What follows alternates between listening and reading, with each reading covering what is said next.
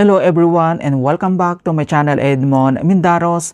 At sa video ito ay pag-uusapan natin at i-guide ko kayo on how to send money from Maya Savings Account to Shopee Pay Wallet. So, pwede naman natin i-transfer yung laman ng ating Maya Savings to Shopee Pay Wallet natin. So, dito kasi sa Maya, so may dalawang features po yan, Maya Wallet and then Maya Savings Account. Kaya kung hindi mo kabisado kung paano yan gawin, then stay tuned ka lang at start na natin.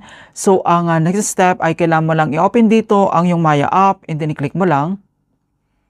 At dito lang sa ating Maya profile homepage. So makikita mo naman dito sa taas yung babalang ng ating username. So Maya Wallet and then Maya Savings. So since gagamitin natin dito yung ating Maya Savings, so kailangan mo lang itong i-select. Ayan, so once na-select mo na dito yung ating savings, so makikita mo naman dito yung ating total balance. And kailangan mo lang i-tap dito yung transfer. And then dito na tayo sa next step na select a destinations. And then next step ay kailangan mo lang i-select dito yung other banks and wallets and then i-click mo lang. Okay, so dito na tayo sa choose a bank and then next step ay kailangan mo lang i-search dito yung Shopee Pay or dito naman sa baba, pwede ka naman dito mag-scroll down. So para mas mabilis natin mahanap, so type mo lang dito yung Shopee Pay. Ayan, so once na-type mo na dito yung Shopee Pay, so mag-a-appear naman kaagad dito sa baba. And then, kailangan mo lang itong i-select. Okay, so dito na tayo sa next step.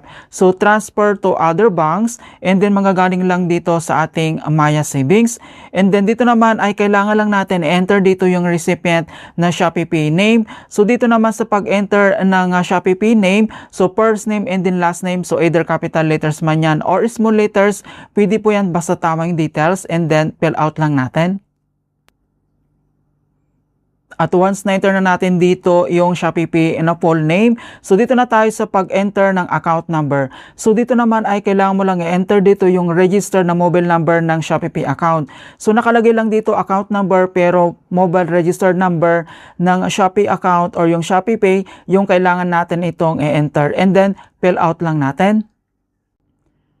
At once na-enter mo na dito yung registered na Shopee Pay na mobile number na registered, and then dito na tayo sa pag-enter ng amount. Okay, so type mo lang dito kung magkano yung amount na ita-transfer mo.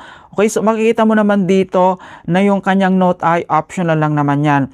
So dito naman sa baba, ang magagamit lang natin dito ay yung InstaPay. So transfer instantly for 10 pesos na lang. So naging mababa na yung transaction fee dito mga kaibigan. Naging 10 pesos na lang siya. So before, 15 pesos ito yung transaction fee. So makikita mo naman dito na confirm talaga na naging 10 pesos na lang. Ayan, so send to other local banks and wallets.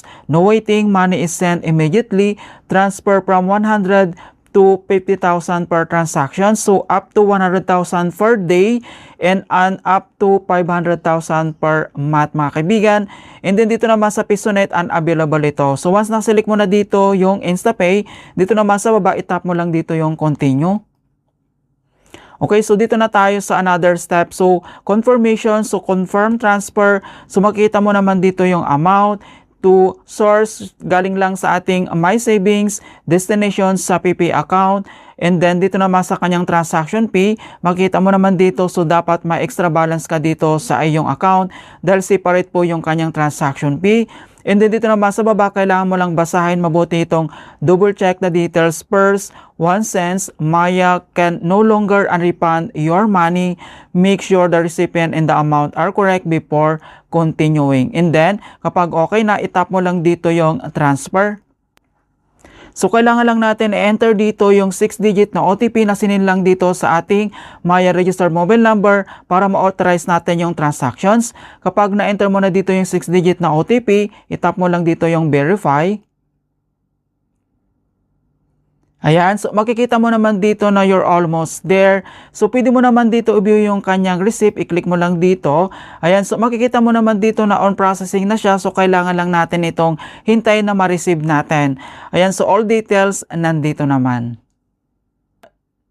Para ma-confirm natin na talagang pumasok na, and then kailangan lang tayo mag-back and then login lang tayo dito sa ating Shopee app, and then i-click mo lang dito lang sa ating Shopee profile homepage. Dito lang sa baba, kailangan mo lang itap dito yung Meet Profile.